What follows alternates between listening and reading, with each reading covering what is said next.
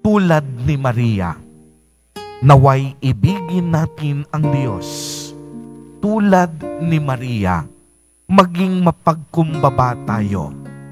Tulad ni Maria, sundin natin ang kalooban ng Diyos. Tulad ni Maria, maging bukas ang ating puso sa mga pagpapala ng ating Panginoon.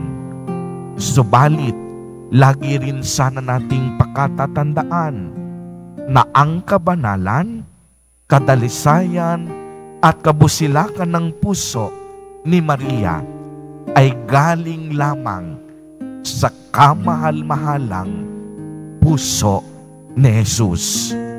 Si Kristo ang araw at si Maria parang buwan.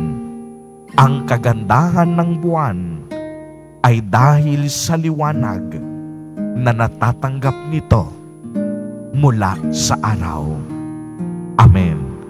Purihin at dakilain natin ang ating Panginoon, ang mahal na poong Jesus Nazareno.